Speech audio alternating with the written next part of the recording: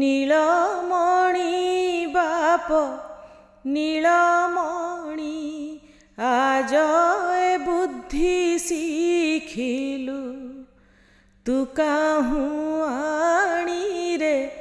କଥା କଥାକରେ ଇଂରାଜୀ ବାହାରି ଯାଉଛି। ଆମେ ବି ମୁଁ ବି ଏ ପଡ଼କାଷ୍ଟ କରିବା ସମୟରେ ଅନେକ ସମୟରେ ଇଂରାଜୀ ବାହାରି ଯାଏ, କାହିଁକିନା ପ୍ରତ୍ୟେକଟି କଥାରେ ଇଂରାଜୀ ବ୍ୟବହାର ହେଉଛି। କିନ୍ତୁ ନୀଳମଣି ଗୀତଟି ଶୁଣିଲା ପରେ ମୋତେ କାହିଁ ଲାଗିଲା ଯେ ଇଏ ମୋ ଗୀତଟେ। ମୋତେ ବି ବହୁତ ବଢ଼ିଆ ଲାଗିଲା।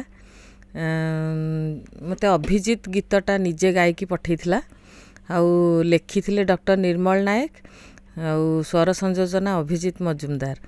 ସେଇଟା ମୋତେ ବହୁତ ବଢ଼ିଆ ଲାଗିଲା। ମାନେ ଅଭିଜିତ ନିଜେ ବି ବହୁତ ବଢ଼ିଆ ଫିଲିଙ୍ଗସ୍ ଦେଇକି ଗାଇକି ପଠାଇଥିଲା।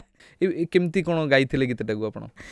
ମୋତେ ଅଭିଜିତ ଦିନେ କହିଲା, ଅପା ଆଉ ଗୋଟେ ଗୀତ ଅଛି ଗୋଟେ ପିକ୍ଚର ପାଇଁ ଟିକେ ଗାଇଥାନ୍ତେ। ମୁଁ କହିଲି ହଉ। ସେଠୁ ସିଏ କହିଲା ହଉ ମୁଁ ଲିରିକ୍ସଟା ଆଉ ଟ୍ରାକ୍ କରିକି ପଠାଇଦେବି। ସେଠୁ ସେ ପଠାଇଦେଲା। ସେଠୁ କହିଲା ଯେତେବେଳେ ସୁବିଧା ହେବ ଦେଖିକି ଆମେ ଡବିଙ୍ଗଟା କରିଦେବା। ମୁଁ କହିଲି ହଉ। ଶ୍ରୀଯୁକ୍ତ ସବ୍ୟସାଚୀ ମହାପାତ୍ର ସିଏ ପହଞ୍ଚିଲେ।